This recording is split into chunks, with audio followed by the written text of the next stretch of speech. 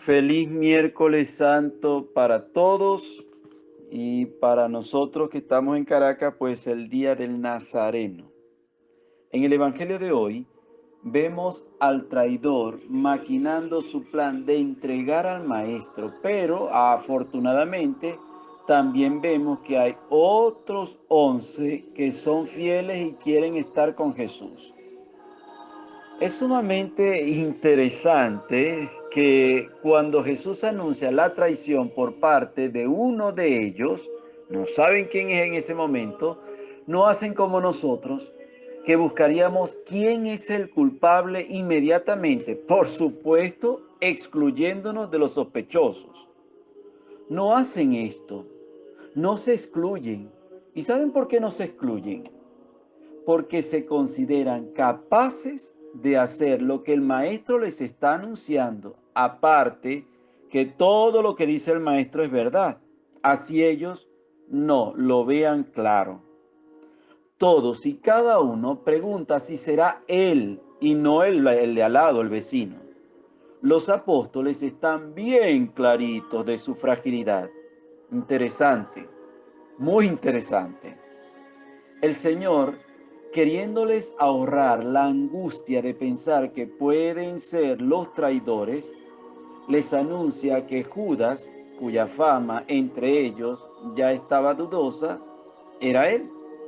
Fíjense que no se rebelan contra Judas, no lo excluyen. Es como si confiaran en que si Jesús no le había expulsado del grupo, es porque había esperanza de cambio en Judas.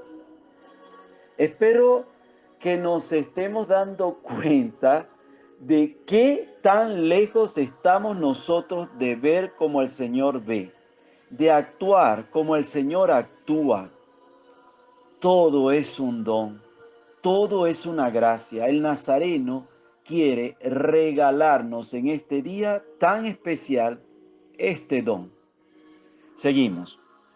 Los apóstoles intentan no llevar el ritmo de los acontecimientos, sino que quieren dejar en manos del Maestro el desenvolvimiento de los hechos. En general, todos los apóstoles se dejan modelar por su Señor permanentemente, incluso cuando después del canto del gallo las lágrimas aparecen.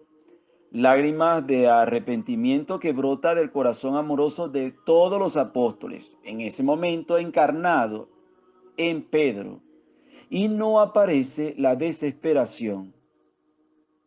Delante de esta crisis económica, política y social, delante de esta pandemia, ¿qué aparece en ti? ¿Lágrimas o desesperación, signo de falta de esperanza? A ver, ¿a dónde quiero ir con todo esto? A dos cosas principales.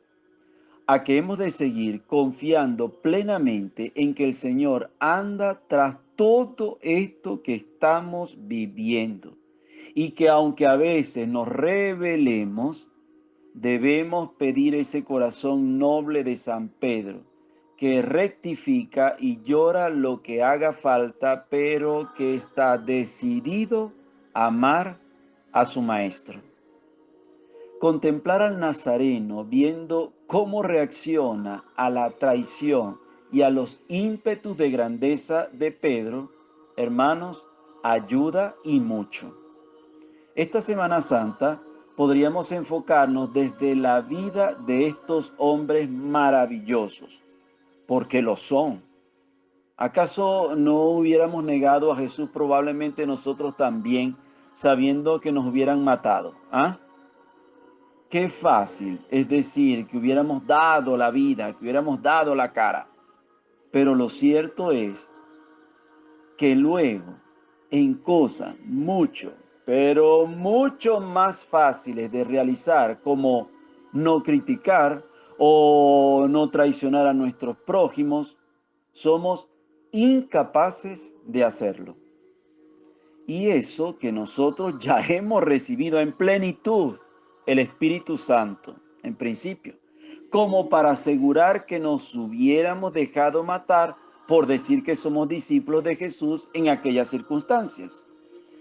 De hecho, los mártires lo son por una efusión muy especial de la gracia del Espíritu Santo que actúa sobre esa determinación de amar a Dios sobre todas las cosas.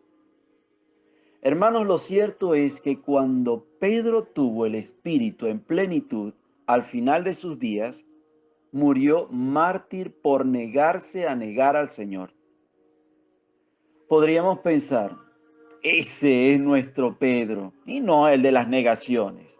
Pues no, nuestro Pedro es el que se levanta siempre que cae y es preparado por el Señor para entregar su vida cuando Jesús quiera. La segunda cosa viene dada al mirar a Judas, a quien más le valdría no haber nacido como dices Jesús. Y en Judas observamos el camino completamente inverso a Pedro. Es incapaz de asumir su pecado de traición cuando se da cuenta de la magnitud que tiene su mala acción. Y en lugar de proyectarse hacia el arrepentimiento, se entrega, instigado por supuesto por Satanás, a la desesperación. El caso es que nosotros debemos escoger entre Pedro y Judas como caminos únicos del cristianismo. El que se cae y se levanta o el que se cae y se hunde. Obviamente, nuestro deseo, al menos el deseo, debería ser el actuar como el primero. Pero para eso, hermanos, hemos de aceptar que tenemos grandes defectos que también tienen que sufrir los demás, tantas veces de modo silencioso, y pelear contra los pecados. ¿Cómo? El Señor lavó los pies del traidor. Y solo con ese gesto nos ha dicho ya el cómo. El nazareno que recorrerá las calles de nuestra parroquia a partir de las 2 de la tarde, y les invito a que nos acompañen delante del Salvador con sus carros, no podemos ir a pie, y de nuestra querida ciudad de Caracas va a estar el nazareno de San Pablo también recorriendo nuestra ciudad.